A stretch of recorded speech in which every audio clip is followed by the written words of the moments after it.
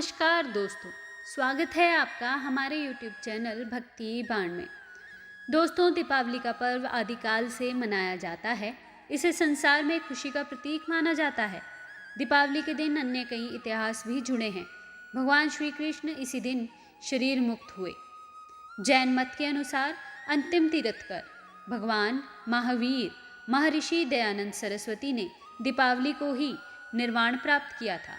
लेकिन हिंदुओं का मत है कि दीपावली के दिन राम जी की विजय होकर अयोध्या लौटने पर यह पर्व धूमधाम से मनाया जाता है।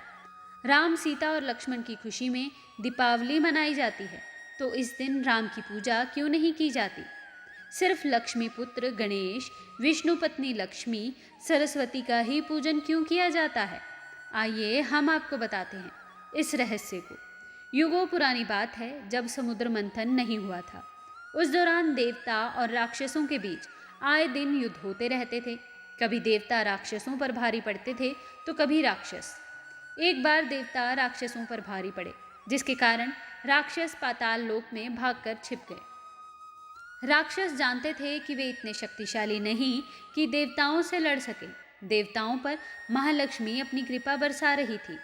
महालक्ष्मी अपने 8 रूपों के साथ इंद्रलोक में थी, जिसके कारण देवताओं में अहंकार भरा हुआ था। एक दिन दुर्वासा ऋषि समामन की माला पहनकर स्वर्ग की तरफ जा रहे थे। रास्ते में इंद्र अपने ऐरावत हाथी के साथ आते हुए दिखाई दिए। इंद्र को देखकर ऋषि प्रसन्न हुए और गले की माला उतारकर इंद्र की ओर फेंकी। लेकिन इंद्र मस्त थे। उन्होंने ऋषि को प्रणाम तो किया, लेकिन माला नहीं संभाल पाए और वह ऐरावत के सिर में डल गई। हाथी को अपने सिर में कुछ होने का अनुभव हुआ। उसने तुरंत सिर हिला दिया था, जिससे माला जमीन पर गिर गई और पैरों से कुचल गई।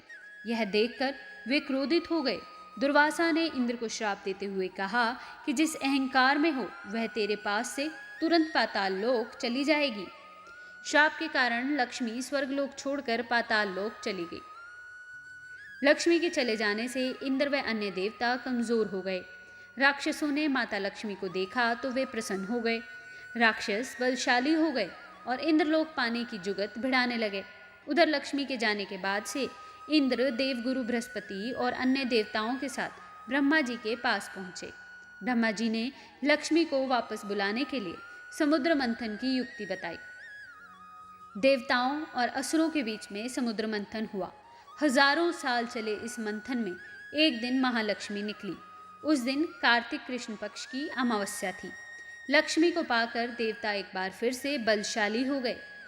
माता लक्ष्मी का समुद्र मंथन से आगमन हो रहा था। सभी देवता हाथ जोड़कर आराधना कर रहे थे। भगवान विष्णु भी उनकी आराधना कर रहे थे। इसी कारण कार्तिक अमावस्या के दिन महालक्ष्मी की पूजा की जाती है। साथ ही रोशनी की जाती है। लक्ष्मी के मय में कोई गलती ना कर दे, इसलिए सरस्वती और गणेश की पूजा की जाती है। Like this video, subscribe this channel, press the bell notification icon.